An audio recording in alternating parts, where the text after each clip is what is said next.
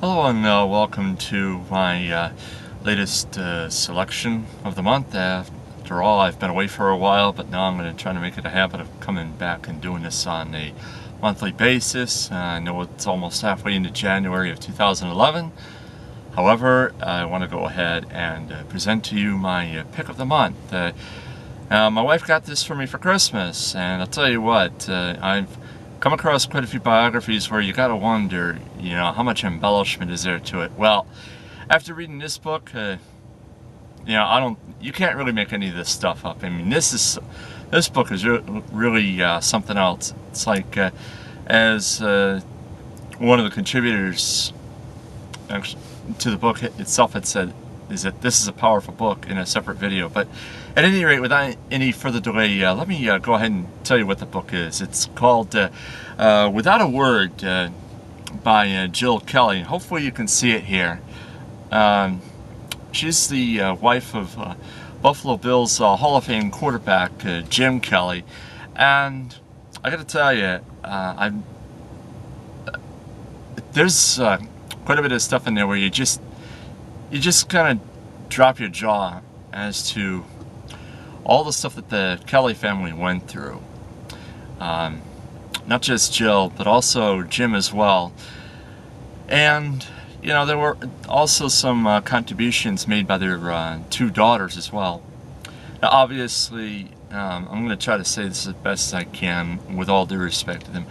Obviously, Hunter couldn't say or do anything. He suffered from something called Krabbe-Leukodystrophy, in which it's really difficult to explain. You can look it up on Wikipedia on the taglines that I leave on this video, but nonetheless, his terminal illness, it was a genetic disease that he had inherited. It was really quite. Obviously, he couldn't do anything about it. The doctors couldn't do anything. His parents couldn't do anything. But nonetheless, God did use tragedy in and of itself to really transform the lives of quite a few people that were around him. There are a lot of other things in this book that, even for a book that is. How should I say this? It's about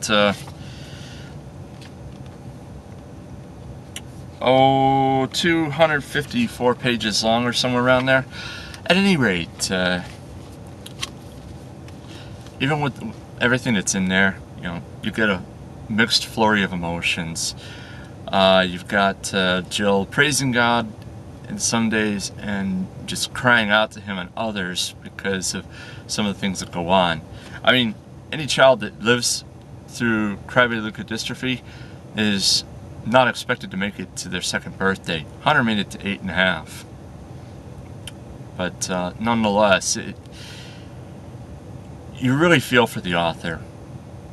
I mean, you cannot walk in her shoes. I mean, there's just no way to explain what it's like to have a child like that, unless you actually have one, for lack of a better term. But nonetheless, I just, tell you that Without a Word is a book that you should get and you should read. And you could see how God worked in the people that were closest to Hunter James Kelly. And as an aside, if you can please bear with me for a minute, Jim Kelly himself did receive Christ, and that he also has become involved with FCA Outdoors. It's a branch of the Fellowship of Christian Athletes, because he is an outdoorsman. I mean, he has always liked to hunt and fish, and I was just really, I didn't see it coming, and I'm sure a lot of people probably didn't see it coming either, that he had not only received Christ, but that he had also become so actively involved with FCA Outdoors. But like I said, that's an aside. It's really not in the book, but I will tell you that it's something worth checking out. I may leave a link to the website so you can take a look at it. But the one thing I will say though is that I highly encourage you to get Without a Word. It's well worth the money, and if there's anybody that criticizes it, well, quite frankly, you know, they don't know what they're talking about. Once again, Without a Word by Jill Kelly. Excuse me, I'm getting tongue-tied. And go out, get it.